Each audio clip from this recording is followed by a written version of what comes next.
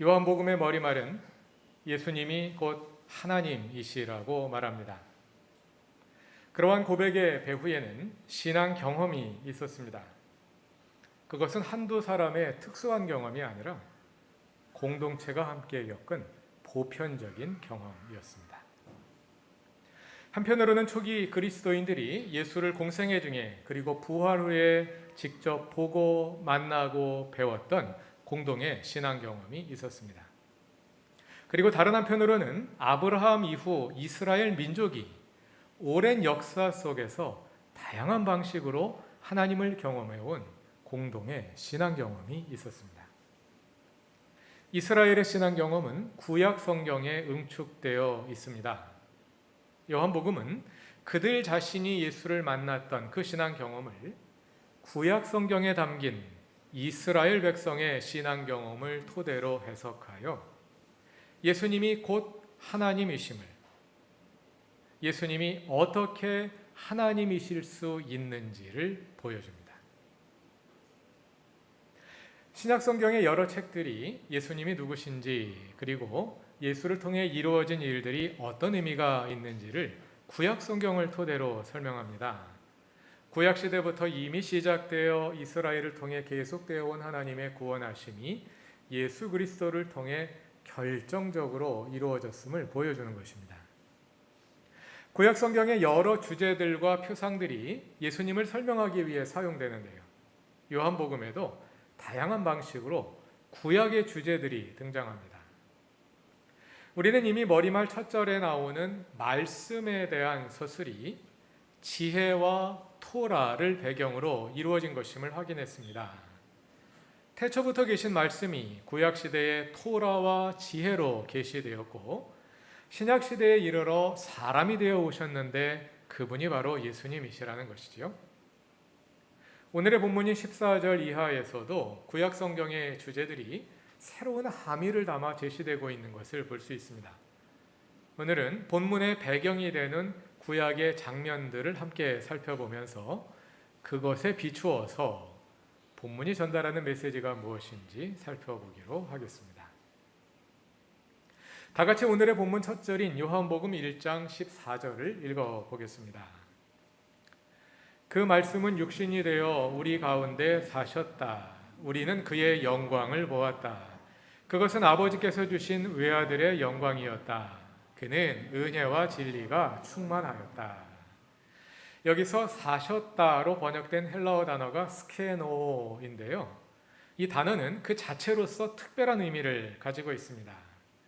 이 단어의 명사형인 스케네가 천막이라는 뜻이고요. 그것의 동사형인 스케노는 천막을 치고 거주한다 하는 뜻을 가지고 있습니다. 이것은 헬라어이고요. 히브리어에서 거주를 뜻하는 동사는 샤칸입니다. 이 어휘는 사람들의 거주를 말하기도 합니다만 특히 하나님이 성막을 통해 이스라엘 백성 가운데 거주하시는, 오늘 본문의 용어로 말하자면 이스라엘 백성 가운데 사시는 것을 가리킵니다. 샤칸의 명사형이 쉐키나입니다. 유대교 신학에서 쉐키나는 하나님의 임재를 가리키는 말입니다. 하나님의 임재를 가리키는 말이 쉐키나입니다. 그런데 재미있는 것이 히브리어 쉐키나와 헬라어 스케노 또는 스케네가 자음이 같습니다. 쉐키나, 스케네 자음이 같죠? 시옷, 키읔, 키읔, 이응 영문자로 하자면 SKN, 쉐키나, 스케노 이렇게 발음이 비슷하기 때문에 유대인들은 스케노, 스케네라는 헬라어 단어를 들을 때 하나님의 쉐키나, 하나님의 임재를 떠올렸던 것 같습니다. 그래서 요한복음은 그러한 연상작용을 염두에 두고 이 동사를 사용하고 있습니다. 실제로 천막을 가리키는 헬라어 명사 스케네가 신약 성경에서 하나님의 성막이라는 뜻으로 많이 사용되고요. 신약 성경에서 동사 스케노가 사용된 책은 요한복음과 요한계시록밖에 없는데요. 두 책에서 이 스케노라는 동사는 하나님의 임재 또는 천상적인 존재들이 하늘에 하나님과 함께 거하는 것을 가리킵니다. 요한복음의 머리말도 마찬가지입니다. 말씀이 육신이 되어 우리 가운데 사셨다. 말씀이 육신이 되어 우리 가운데 스케노 하셨다. 이 말은 하나님께서 성막에 임하신 것처럼 성육신하신 예수님을 통해 하나님이 우리 가운데 임재하심을 표현하는 것입니다. 구약성경에서 하나님이 임재하실 때는 그분의 존재가 하나님의 영광으로 가시적으로 나타납니다. 히브리어 샤칸이 하나님의 임재를 가리키는 의미로 구약에 처음 사용된 것이 출애굽기 24장 16절입니다. 다 같이 찾아보겠습니다. 출애굽기 24장 16절입니다. 하나님께서 시내산 위에 머무르시며 모세와 만나시는 장면입니다. 출애굽기 24장 16절을 다 같이 읽어보겠습니다. 주님의 영광이 시내산 위에 머무르고 엿새 동안 구름이 산을 뒤덮었다. 이튿날 주님께서 구름 가운데서 모세를 부르셨다. 주님의 영광이 시내산 위에 머무르고, 여기에서 머무르다로 번역된 히브리어 동사가 셔칸입니다. 근데 이 동사의 주어가 주님의 영광이지요. 주님의 영광이 머무르다 하는 동사의 주어로 사용되는 것을 볼 수 있습니다. 그러니까 이 장면에서 주님의 영광은 주님의 존재를 대신하는 그런 존재로 역할을 하고 있는 것이죠. 여러분, 영광이 무엇일까요? 일상적으로 많이 쓰면서도 막상 그것이 뭐냐고 설명해 보라고 하면 말하기 어려운 단어가 영광이지요. 영광이 헬라어로는 독사입니다. 뱀 아닙니다. 독사는 생각하다라는 뜻의 동사 도케오의 명사형으로서 의견이라는 뜻이 있고요. 또 이것의 동사가 독사조라는 동사도 있는데 이것도 생각한다, 무엇에 대해 의견을 가진다 하는 뜻입니다. 이 의견이라는 말에서 영광이라는 말이 파생이 되었어요. 어떤 사람에 대해서 좋은 의견을 갖는다, 이런 뜻에서 이 말이 명예 또는 명성이라는 의미를 가지게 되었고요. 최고의 명예, 최고의 명성이 곧 영광이지요. 그래서 독사라는, 원래는 의견이라는 뜻의 독사라는 단어에 명예, 명성, 영광이라는 함의가 담기게 된 것입니다. 그런데 성경에 나오는 영광이라는 말은 이런 뜻으로는 다 이해하기가 어렵습니다. 왜냐하면 히브리어에서 영광을 뜻하는 단어가 그것과 다른 뜻을 가지고 있고요. 신약 성경에는 헬라어라는 독사라는 헬라어를 쓰고 있지만 헬라어적인 의미로 쓰기보다는 히브리어의 단어를 헬라어로 번역해서 쓰고 있는 것이기 때문에 히브리어적인 의미로 이 단어를 사용하는 경우가 많기 때문입니다. 영광이 히브리어로는 카보드입니다. 이것은 무겁다라는 뜻의 동사 카베드에서 왔고요. 이 무겁다는 뜻에서 영광이라는 의미가 파생이 되었습니다. 무겁다, 영광, 무슨 관계가 있을까요? 무겁다는 의미로부터 사회적으로 차지하는 비중이나 부, 영향력 이런 뜻이 나왔고요. 사회적으로 비중이 있고 영향력이 있고 부가 있으니까 거기에 자연스럽게 명예와 명성이 따라 붙겠죠. 그래서 명예와 명성이라는 뜻이 따라 나왔습니다. 그리고 사회적으로 영향력이 있는 사람들은 대개 옷차림이 다르죠. 이동수단이 다르죠. 이런 것들을 통해 가시적으로 드러나기 때문에 가시적인 찬란함이라는 뜻이 또 이 단어에 담기게 되었습니다. 그래서 구약 성경에 나타나는 이 영광이라는 단어는 가시적인 찬란함, 이런 뜻으로 쓰이는 경우가 많아요.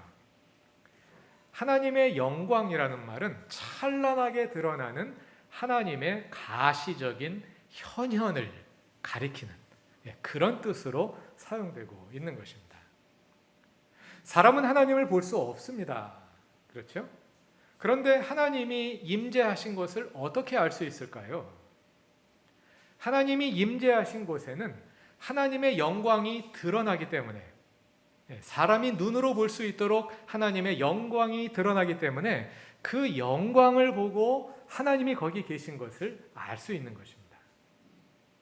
앞에서 읽은 출애굽기 24장 16절을 보면 하나님의 영광이 시내 산 위에 머물렀다 하는 말과 구름이 산을 덮었다 하는 말이 병행되는 것을 볼 수 있습니다. 조금 전에 읽었던 16절 다시 한번 읽어볼까요? 출애굽기 24장 16절입니다. 주님의 영광이 시내 산 위에 머무르고 엿새 동안 구름이 산을 뒤덮었다. 이튿날 주님께서 구름 가운데 모세를 부르셨다. 이 앞부분 보면 주님의 영광이 시내 산 위에 머물렀다. 이 말과 엿새 동안 구름이 산을 뒤덮었다. 이 말이 병행되고 있는 것을 볼 수가 있죠. 자, 이어지는 17절도 다 같이 읽어봅시다. 이스라엘 자손의 눈에는 주님의 영광이 마치 산 꼭대기에서 타오르는 불처럼 보였다. 구름이 시내 산을 덮고 있었는데요. 그것을 보니까 주님의 영광이 마치 산 꼭대기에서 타오르는 불처럼 보였다 합니다. 그러니까 아마도 그 구름은 그냥 뭉게구름이나 시커먼 먹구름이 아니라 하나님의 영광으로 마치 불타는 것처럼 찬란하게 빛나는 그런 모습의 구름이었던 것 같습니다. 그 구름이 하나님의 영광을 보여주고 있는 겁니다. 출애굽기 전반부에서는 하나님께서 시내산 위에서 나타나십니다. 그러나 성막을 지은 후부터는 하나님께서 성막에서 백성 가운데 임재하십니다. 다 같이 출애굽기 40장 34절과 35절을 읽어보겠습니다. 출애굽기 40장 34절과 35절입니다. 이것은 모세가 하나님의 지시를 따라 성막을 완성한 직후의 모습을 보여주는 장면입니다. 다 같이 읽어보겠습니다. 그때 구름이 회막을 덮고 주님의 영광이 성막에 가득 찼다. 모세는 회막에 구름이 머물고 주님의 영광이 성막에 가득 찼으므로 거기에 들어갈 수 없었다. 35절에서 회막에 구름이 머물고, 여기에서 머물고로 번역된 동사가 샤칸입니다. 두 절을 자세히 보시죠. 34절을 보면 구름이 회막을 덮었다는 말과 주님의 영광이 성막에 가득 찼다는 말이 병행되고 있고요. 같은 말이라는 거예요. 구름이 회막을 덮었다, 이 말이 주님의 영광이 성막에 가득 찼다, 이것과 같은 말입니다. 또 35절을 보면 회막에 구름이 머물렀다는 말과 주님의 영광이 성막에 가득 찼다는 말이 또 역시 35절에 병행되고 있는 것을 볼 수가 있습니다. 성막 위에 머문 찬란한 구름이 하나님의 영광을 가시적으로 드러냄으로써 하나님께서 거기에 임재하여 계심을 보여주는 그런 장면이라고 할 수 있겠습니다. 시내산 위에서 하나님의 영광을 보여주던 그 구름이 이제는 성막으로 내려와서 성막 위에 가득 찼습니다. 시내산 위에 계시던 하나님이 성막에 내려와 임재하고 계심을 보여주는 거예요. 그래서 이어지는 36절 이하를 보면 이스라엘 자손은 구름이 걷히면 진을 거두어서 떠나고 구름이 머물면 이스라엘 자손도 머물렀습니다. 왜 구름을 따라 움직일까요? 왜냐하면 구름에 나타난 하나님의 가시적인 영광이 하나님이 거기에 임재해 계심을 보여주었기 때문입니다. 구름이 머물러 있다는 것은 하나님이 머물러 계시다는 것을 보여주는 것이고, 구름이 움직이기 시작한다는 것은 하나님께서 움직이기 시작함을 의미하는 겁니다. 주님 말씀하시면 내가 나아가리다. 주님 뜻이 아니면 내가 멈춰서리다. 주님이 가시면 나도 가고 주님이 머무시면 나도 머무는 것입니다. 그것이 이스라엘의 광야의 삶이었습니다. 그런데 하나님의 영광이 왜 구름 가운데 나타나셨을까요? 사람은 하나님을 직접 볼 수 없기 때문입니다. 하나님을 직접 보면 죽잖아요. 그래서 하나님은 구름을 투과한 찬란한 영광의 빛으로 자신을 계시하시는 것입니다. 여기에서 구름은 하나님을 가리면서 동시에 계시하는 이중적인 기능을 합니다. 구름이 있어서 하나님의 영광을 가려주는 거죠. 직접 보면 죽으니까. 그러나 구름을 투과한 하나님의 찬란한 영광을 통해서 하나님이 거기에서 계시되시는 거죠. 하나님을 계시하며 동시에 가려주는 그런 이중적인 기능을 하는 것입니다. 출애굽기 33장과 34장을 보면 하나님께서 모세에게 자신의 영광을 계시하시는 장면이 나오는데요. 다 같이 출애굽기 33장 18절을 찾아보겠습니다. 출애굽기 33장 18절부터 23절까지 조금 깁니다만 전체를 다 같이 읽어보겠습니다. 33장 18절부터 23절까지입니다. 그때 모세가 저에게 주님의 영광을 보여주십시오 하고 간청하였다. 주님께서 대답하셨다. 내가 나의 모든 영광을 내 앞으로 지나가게 하고 나의 거룩한 이름을 선포할 것이다. 나는 주다. 은혜를 베풀고 싶은 사람에게 은혜를 베풀고 불쌍히 여기고 싶은 사람을 불쌍히 여긴다. 주님께서 다시 말씀하셨다. 그러나 내가 너에게 나의 얼굴은 보이지 않겠다. 나를 본 사람은 아무도 살 수 없기 때문이다. 주님께서 말씀을 계속하셨다. 너는 나의 옆에 있는 한 곳 그 바위 위에 서 있어라. 나의 영광이 지나갈 때에 내가 너를 바위 틈에 집어넣고 내가 다 지나갈 때까지 너를 나의 손바닥으로 가리워 주겠다. 그 뒤에 내가 나의 손바닥을 거두리니 네가 나의 등을 보게 될 것이다. 그러나 나의 얼굴은 볼 수 없을 것이다. 여러 가지 상징적인 용어가 사용되고 있죠. 하나님의 얼굴과 등과 손바닥이 따로 있을까요? 그렇게 비유해서 설명하고 있는 것입니다. 사람은 하나님을 직접 보면 죽을 수밖에 없기 때문에 하나님께서 모세에게 자신을 계시하시되 간접적으로 계시하실 수밖에 없음을 상징적으로 보여주는 장면입니다. 이 장면에서 모세는 하나님을 직접 보지 못합니다. 그러나 그분의 말씀을 듣습니다. 말씀으로 계시하여 주시는 거죠. 19절에서 하나님은 자신이 누구신지를 말씀으로 계시하십니다. 그리고 이어지는 34장에서 이 장면이 반복되는데요. 34장 6절을 다 같이 읽어보겠습니다. 34장 6절입니다. 주님께서 모세의 앞으로 지나가시면서 선포하셨다. 나 주는 자비롭고 은혜로우며 노하기를 더디하고 한결같은 사랑과 진실이 풍성한 하나님이다. 여기서 하나님은 자신을 한결같은 사랑과 진실이 풍성한 하나님이다. 이렇게 소개해 주십니다. 한결같은 사랑과 진실이 풍성한 하나님이다. 여기에서 한결같은 사랑과 진실로 번역된 히브리어 어구가 헤세드 베 에메트인데요. 헤세드와 에메트. 근데 베가 히브리어에서 and, 와라는 뜻이거든요. 헤세드 베 에메트 이런 어구인데요. 이 어구가 구약 성경에 굉장히 많이 나옵니다. 하나님의 속성을 대표하는 그런 어구인데요. 요한복음 머리말에 나오는 은혜와 진리가 바로 이 어구를 번역한 겁니다. 헬라어로. 은혜와 진리가 충만하더라. 구약 성경에서 하나님의 속성을 대표하는 헤세드와 에메트라는 두 어구를 번역한 겁니다. 그 말이 자세하게 무슨 뜻인지는 나중에 더 설명드리겠고요. 일단 오늘은 이 헤세드와 에메트는 구약 성경에 굉장히 많은 곳에 나오는데, 예를 들어서 사무엘하 2장 6절, 15장 20절, 시편 25편 10절, 61편 7절, 86편 15절, 잠언 20장 28절 많은 곳에서 나오는데요.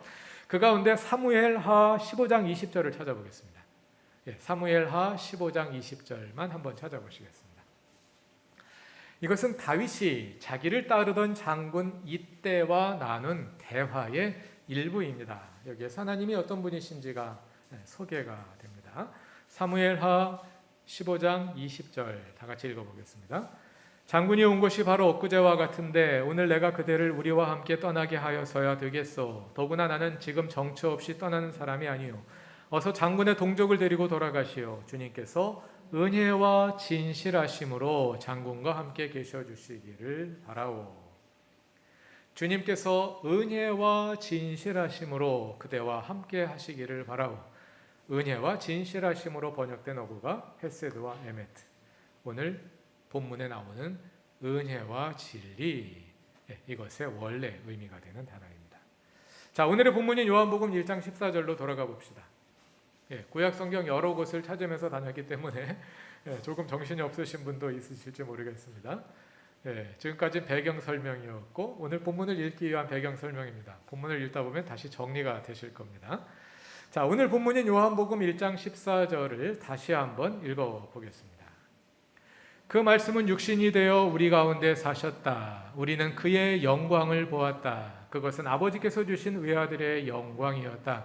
그는 은혜와 진리가 충만하였다. 지금까지 구약 성경에서 살펴본 어휘와 개념들이 이 말씀에 응축되어 있다는 것을 볼 수가 있죠. 지금까지 살펴본 그 구약의 배경에서 읽으니까 본문의 의미가 더 가까이 와서 닿는 것 같지 않습니까? 여기 사용된 많은 어휘들은 구약에서 하나님이 자신을 계시하시는 장면과 관련된 그런 어휘들, 개념들입니다. 말씀이 육신이 되어 우리 가운데 사셨다. 사셨다로 번역된 스케노는 하나님의 임재를 뜻하는 용어이고요. 하나님이 임재하시면 무엇이 나타나나요? 그의 영광이 드러나죠.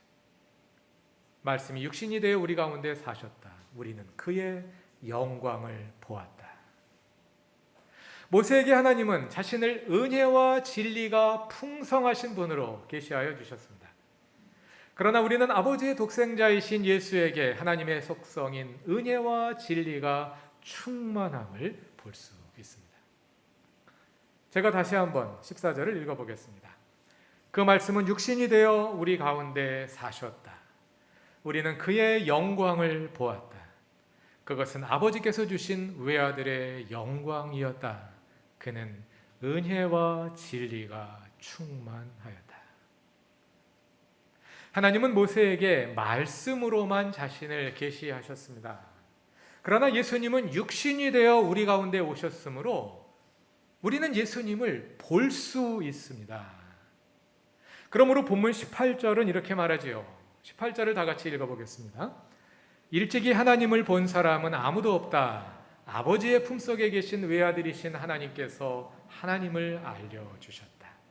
사람은 하나님을 볼 수 없습니다. 심지어 하나님을 가장 가까이에서 만난 모세도 하나님을 직접 대면하여 볼 수는 없었습니다. 그러나 예수님은 아버지의 품속에 계신 외아들이자 그분 자신이 하나님으로서 우리에게 하나님을 보여주셨습니다. 구약의 하나님이 구름 속에서 자신을 계시하신 것처럼 신약의 하나님은 예수의 육신 속에서 자신을 계시하셨습니다. 구름은 하나님을 계시하면서 동시에 가리는 역할을 하지요. 그와 비슷하게 예수님의 사람 되심은 그분을 계시하면서 동시에 가리는 역할을 합니다.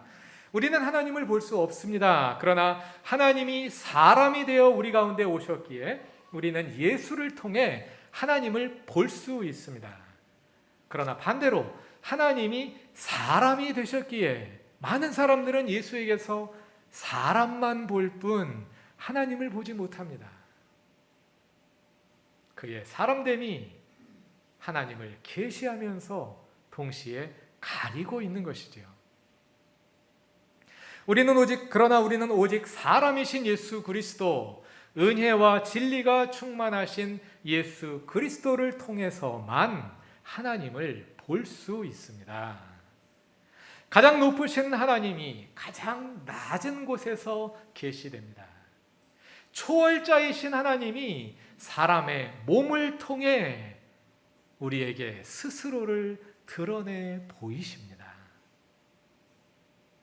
초대교회에는 영지주의라는 이단이 있었습니다. 영지주의는 영혼만이 선하고 육체는 악한 것이라고 믿었습니다.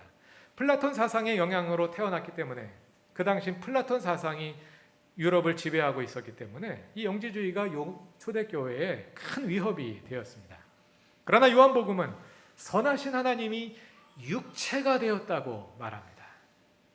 그래서 우리는 초월자이신 하나님을 만나기 위해 사람의 몸으로 오신 예수께 가야 한다는 것이죠.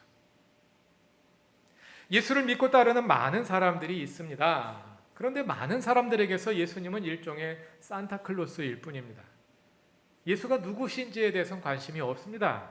그분이 누구신지 알지 못한 채 관심도 없는 채 그저 그분이 어떤 선물을 나에게 줄지 거기에만 관심이 있습니다.